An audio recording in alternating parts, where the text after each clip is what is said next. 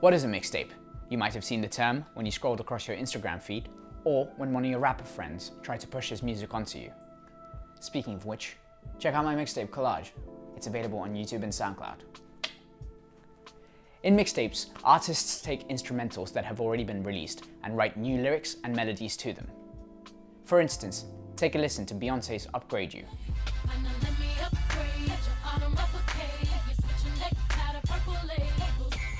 Now, take a listen to Lil Wayne's Upgrade You from The Drought 3.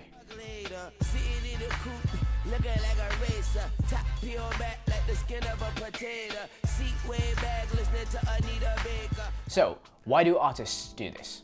Number one, for self-promotion.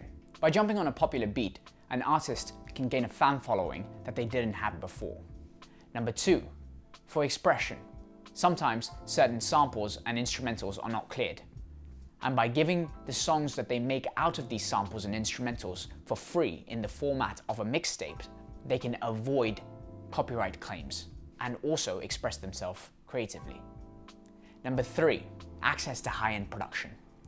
Up-and-coming artists don't have access to high-end producers, but by taking their beat and co-opting it for their own means, they can experiment and express themselves on these lush high production, but don't have to pay or have the contacts to do so. In recent years, there's been a major blurring in the terminology of mixtapes. Albums that are monetized and feature fully original production from top to bottom have been marketed as mixtapes. So why does the music industry do this? By marketing an album as a mixtape, the music industry tries to get away from the sales-based and critical scrutiny an album would face. So for instance, if a project did not do that well, they could just say, oh, it was just a mixtape, and get away with not satisfying the needs of the consumer. Leaving the music industry making money aside, the more worrying question is, by blurring the definition of the mixtape, does the real mixtape get left behind in people's memory? Do we forget what the mixtape is by confusing its definition with what an album is? And by doing so, the young generation do not produce them going forward. So some say artists releasing their songs with uncleared instrumentals on streaming services such as Spotify or Apple Music is the main reason why mixtapes are being forgotten. What are your thoughts on this? Yeah, I think there's some truth to it, but I don't think that's the main reason why people are forgetting about what the real mixtape is, because there are, services like YouTube and SoundCloud which allow you to upload music with uncleared samples. So I think people should still be able to listen to them in this day and age, that is. And also back in the day, mixtapes weren't available in record stores, right? You couldn't buy it off in HMV. You either would have to get a bootlegger to sell that to you, or you would have had to, or your friend would have had to hand it to you, right?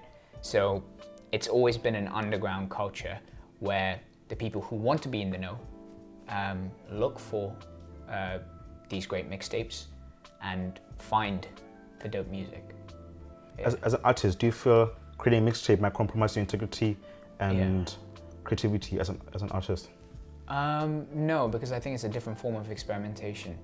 By borrowing these instrumentals, I'm kind of inserting myself within the song and its history. And the people I'm borrowing from, I admire and respect a lot.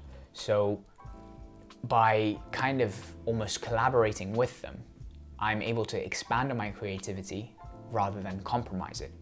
Yeah, for instance, I don't have the contact with Kanye West to get an instrumental from him, right?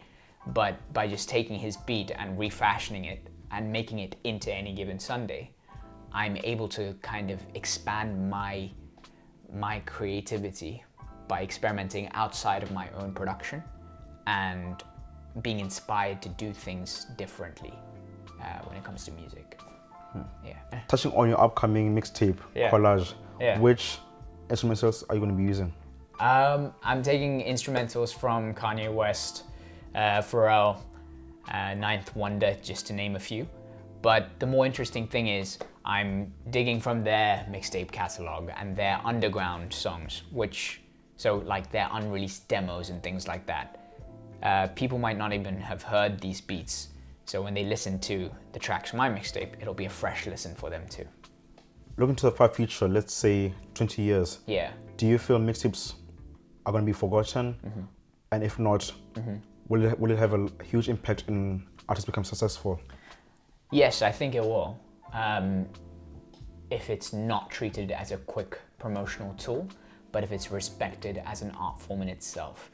So I think there's always going to be attraction to an artist trying to recontextualize something from the past for his or her present.